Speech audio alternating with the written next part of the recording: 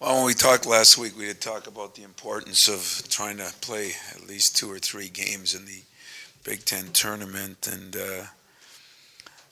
what we had to do to get better. I think we talked about turnovers because we had 3 games in a row with 16. We talked about our defense, and we just talked about getting some of our swagger back. And I say in those 3 areas, we hit a home run. I mean, we did do those 3 things.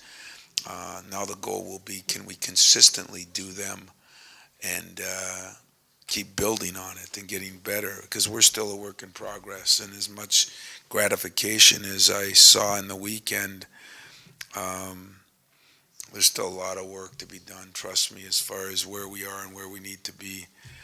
Um, you look at the selection show after, and it does.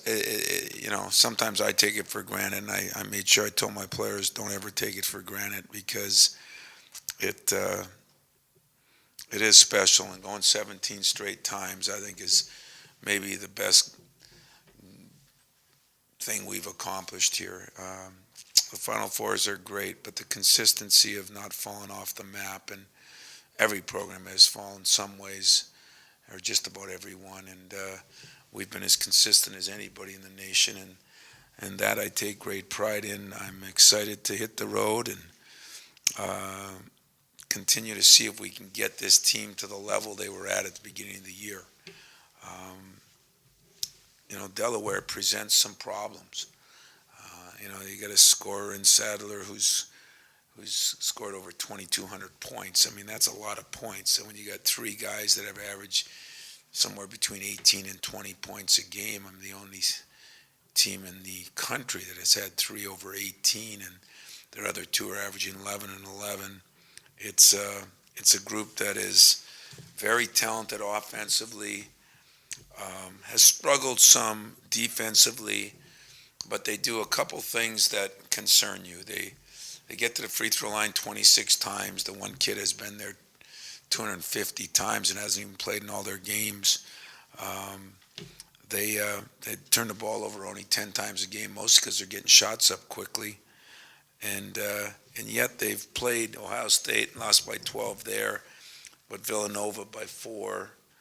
Um, Notre Dame, when they had the guard playing for Notre Dame that got injured, they lost by 5. So when you watch them, sometimes you see a team that looks like one that isn't as good defensively, um, isn't as good a rebounding team, and then you watch them another time and they're playing teams that I know are very good, and they're playing them right to the wire. So as always, when you get into that 12, 13, 14, 15 seed, it's harder to get a perspective on teams, but I think we got a decent one on them. And again, we'll be preparing for 3 teams because after my first year here, you learn the Duke way of playing for the weekend, not for one game. And that's where our program's at. So we'll be doing some of that. And what we'll really be trying to do is figure out a way to get our guys some rest after a long weekend and yet really prepare for what we got to do, the time change and all the different things. Breakfast with Judd, it'll be a real interesting week. Questions? I was talking to the coach Ross this morning from Delaware, and he talked about obviously there is a mismatch, but if they do have anything maybe that a lower seed normally doesn't have, is experience. And he says he thinks that, granted, still David Goliath, but he thinks if there's one thing that he's drawn on is that. Would you talk about the fact that they do have some experience, a transfer, and some other guys? Yeah, they do have some veteran guys and veteran guys that are able to score points. And I think, if you can shoot a 3, they've got an inside guy who's very effective. But if you can shoot a 3, and you got a kid like 3, who is I don't know if he's the nephew of the one that played in the NBA or son.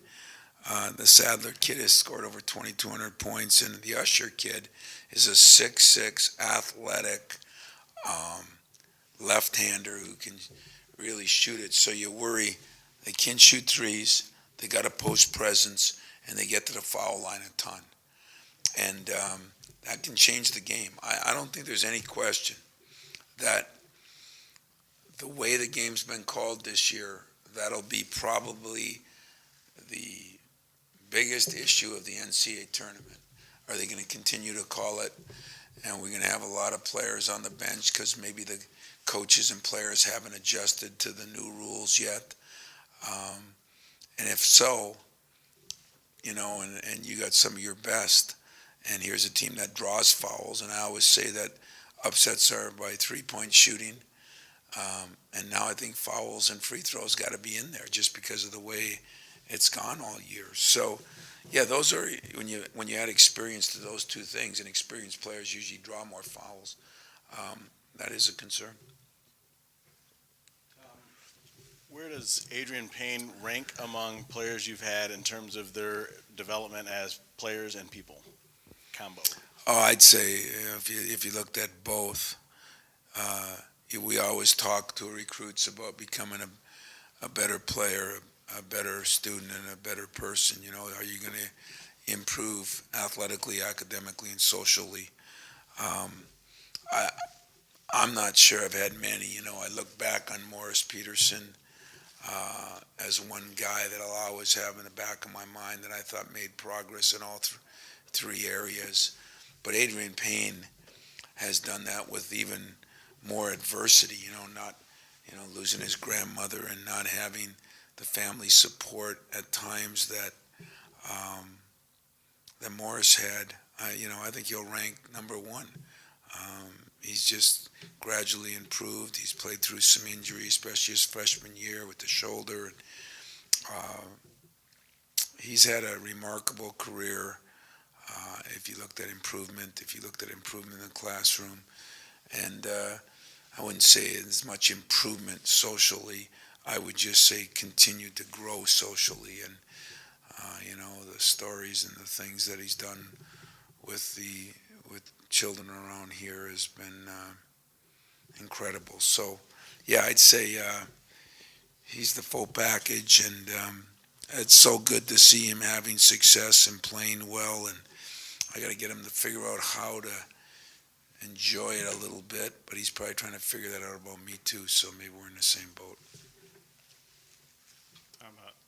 Obviously, preseason, there was a lot of hype nationally with expectations, and things kind of quieted, but now it seems nationally everyone yesterday seems to be picking Michigan State. So is there a part of you that says even more so to try and get these guys to pay no attention at all of those things? Yeah.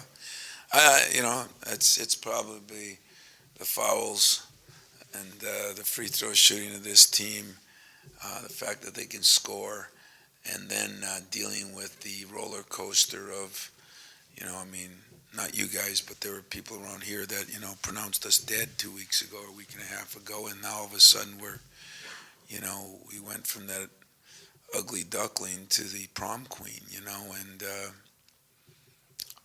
that is hard. It's hard for an 18, 19, 20-year-old to handle, he's I look at what an Appling's gone through in the last 2 weeks. It's difficult. It's the nature of the beast. It's what profession they chose, but we still got to remember who they are. So getting out of here really was more because of the plane, because we would miss school tomorrow if we left. We did it a couple years ago this way.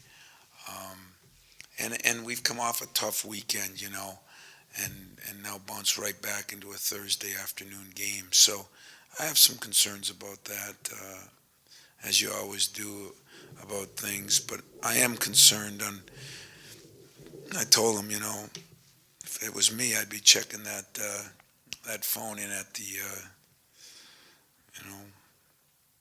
local bank and put it back in somewhere where it's locked up, because I think we're going to have to deal with those things, and I'm ecstatic that people think we're going to be good, but they thought that at the beginning of the year, and if you look at some of the things in the Big Ten, some of the teams that were picked early, everybody went through their roller coasters. Wisconsin did, especially with that 5 out of 6 game losing streak, but they're sitting there answering the bell at the end, and I would say this. We're not back yet. We've just made some giant steps. There's still so many inconsistencies when you look at the film why we doing this? Our substitution pattern still got to get better. We got to get more out of our bigs. To be of a championship level team, we still got a lot of work to do, and I'm not going to beg them to believe me. I'm going to demand that they do, because one thing I know that they don't. I've been there. I've been around that Final Four type place, and the my bads, the bad moments in a game, the dumb fouls, those things, in one and done time now, that can take you right out of everything. So we have so much growth yet, and we got to do it in a quick period of time. Tom, you mentioned the rest. Can you talk about the turnaround of the 3 games in one weekend, coming back with a quick game on Thursday, and also, I guess the pod that you're in as well. All these teams are East Coast teams coming out with you. So, what the time zone differential is like that? On the one thing we had, I don't know when did Cincinnati and Harvard. I don't think they played on Sunday, did they? They played Saturday. Those are the other 2 in our bracket, and Delaware played on. It was way earlier. So I mean, look, we're playing. Some coaches will say if you're playing good, keep playing, and there's all these different theories. What it really comes down to: if you win, you did the right thing. If you lose, you did the wrong thing. If you lose, you went out too early. If you win, you went out too late. I mean, it's just the way it is, the nature of the beast. I am a little concerned because, we've been in a hotel for 4 days. Now we're going to go back in one. The Thursday turnaround and then playing at 1 o'clock or 1:30 whenever we play. It is quick. Guys are in class today because they're going to miss so much class. We're going to have a brief practice today just to acclimate ourselves and get a little bit of a sweat up, but we're not going to do much today. But then you get out there and, your first day of practice, now you're getting used to the time change. And then your second day is, we got to practice for you guys. As if anybody, there'll be 7 people there watching. And, that takes up a part of your day and part of the interview time. I mean, it's not a great day Wednesday for prep. At the Super Bowl and all that, they cut it off so many days before, and football, they do it, for us, it's right up to the day before the game, and it makes it a little harder. So I am concerned about that. That was one of our big things in our meeting today with our staff was, should we do more today? Because Wednesday's a lost day, and how many days do you get to prepare? Those are things that you guys, and nobody understands except maybe the coaches, because it's more difficult to go through. The players, they'd soon have today off and Wednesday off, but we know that's not the case. Tom, you mentioned Keith a couple weeks ago. Can you compare that to now? And you talked about it some in Indy, but not only what you see, but what you hear maybe with him.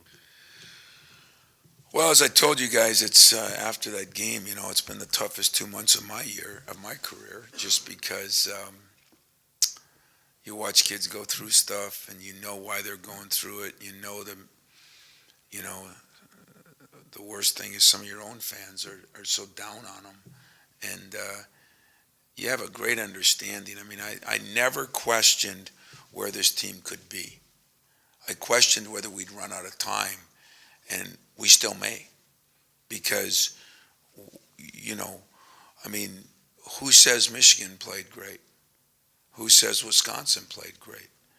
I mean, we played good. We really did. But, maybe they're sitting in their meetings saying, you know what? We didn't play very good. So I'm trying to compare us to where I think we were at the beginning of the year and where I thought we'd be now. And we're still a long ways from where I thought we'd be now if I looked at the beginning of the year. And the Keith Applings of the world, that kid had his whole dreams. I mean, you work all your life for that, and it was like they were taken away. And that's the way he felt during those couple of weeks. I mean, there were more psychology meetings with me and him than there were basketball meetings, and I don't blame him. I understood it. But it made it different, and and thank God his Actually, his high school coach came up and we sat and talked to him there last week, and just kept reminding him of a couple of things. This is where you were in 7 or 8 games that dissipated down to not making one of the 3 All Big Ten teams. And now you got, I think at the time we said you got potentially 9 games left, and as fast as it went down in 7, it can go up in 9. And just tried to talk to him about all those things. He is healthier. I think the best thing I saw in the game was his penetration was better, and his lobs and things were better because he had a feel for who he was throwing it to. And that to me was the most frustrating part about these meetings, trying to explain to everybody how difficult that is to get in sync. Steve Kerr said something to me before the game. He came back in the locker room. You meet with them for a few minutes, and it was really good. And Greg Anthony was in the same boat. But he said everybody talks about your rhythm and chemistry on the offensive end. But he said, when I think back and playing in pro ball and everything, they forget that happens on the defensive end too.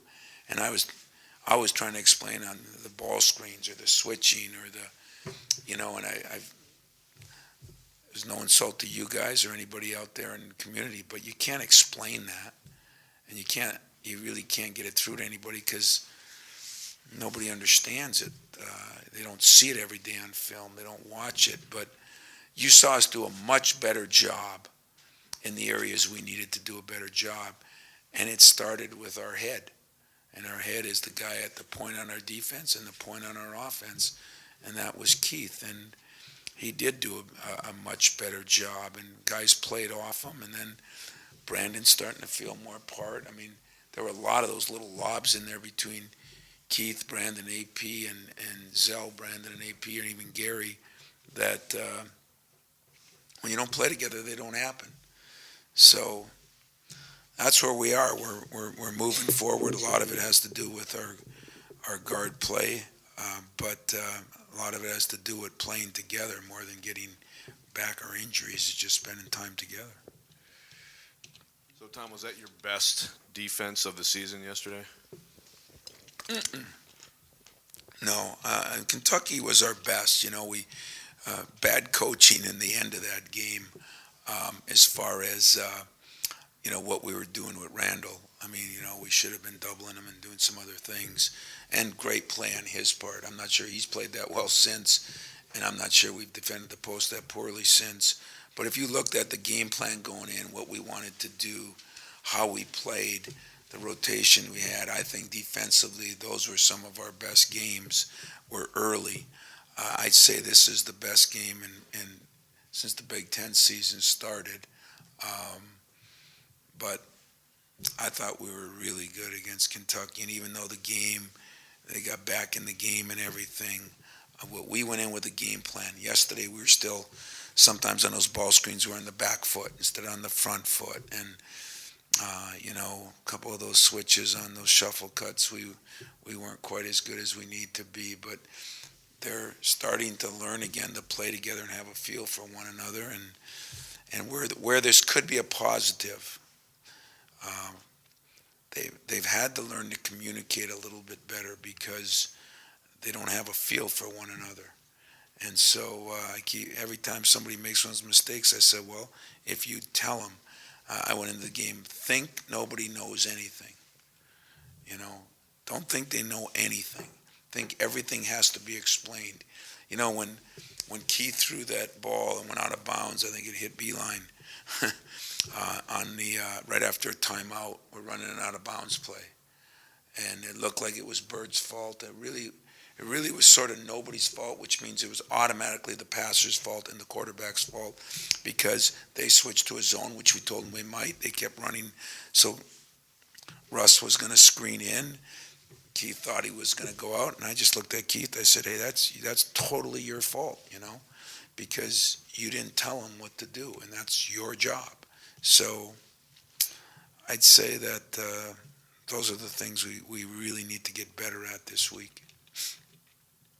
Coach, you've had a pretty good run of kids who stay with the program making Final Fours. Is that weigh on your mind or the players' minds heading into the tournament? Well, it better weigh on Appling and Payne's mind. It doesn't weigh on mine as much because we're going to try to do what we can do to keep a streak alive. But it's the players that don't get another chance. If we don't do that, I get another chance next year to get the one. They don't, and they become that team that when you have reunions. There'll be a lot of players getting after them, and sometimes fair, sometimes unfair, but it's just the way it is, like the 53-game home winning streak, you don't want to be part of the team that lost that. But this team, we have not made a big deal about it at all because I think we've been through enough, and they've had enough pressure on their helmets to not have to be thinking about that too. If it becomes a motivating factor as we move on, great. But I'm not throwing that at them. Whatever, all the other things that's been thrown at them, I'm not using that like I would probably have used it with Travis Walton. I'm not going to do the same thing to these guys right now because we got enough other things to take care of because of all the cards we've been dealt.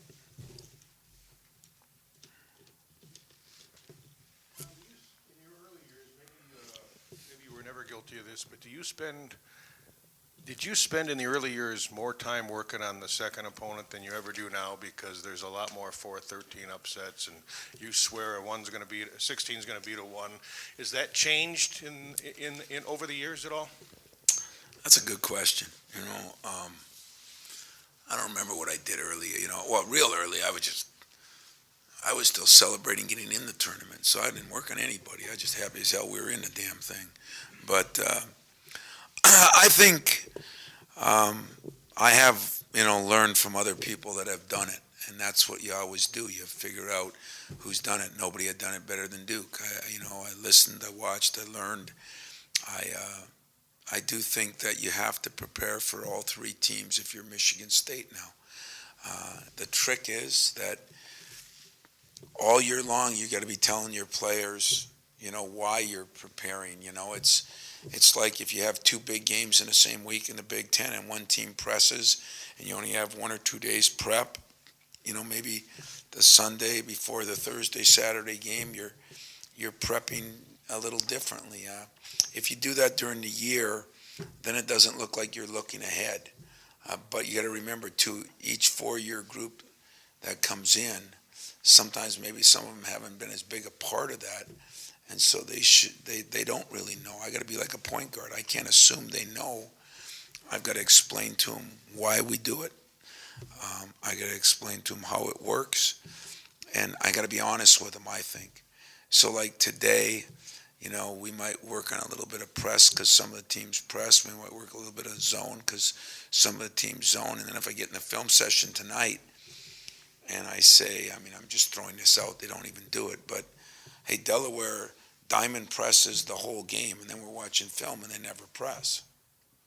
Then they know I'm lying to them and I'm in trouble. So I go in there and say, listen, we're semi-preparing for 3 games right now. We're going to run a little bit of what each team does.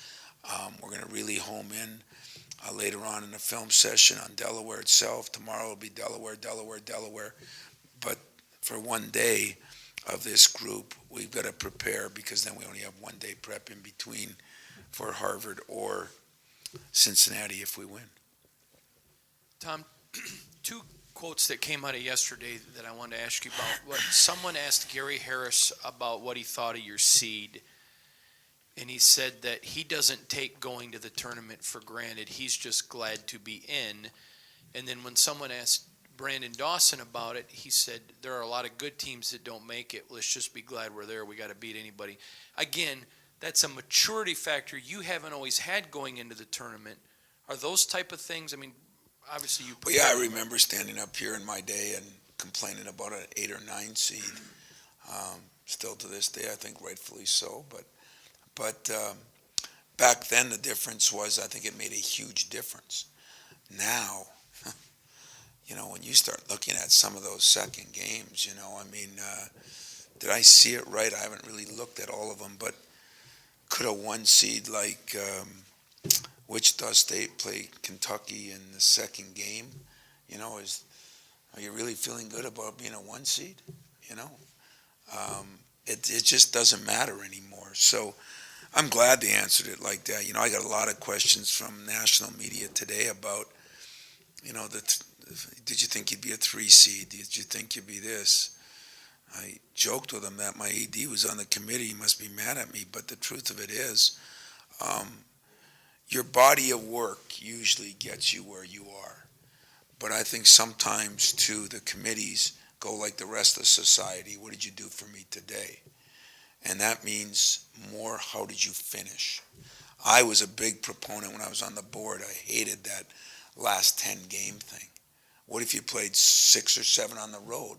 What if you played like we did 2 of the top teams twice late in the year with all these weird schedules? That was completely unfair to even be a factor in this whole thing.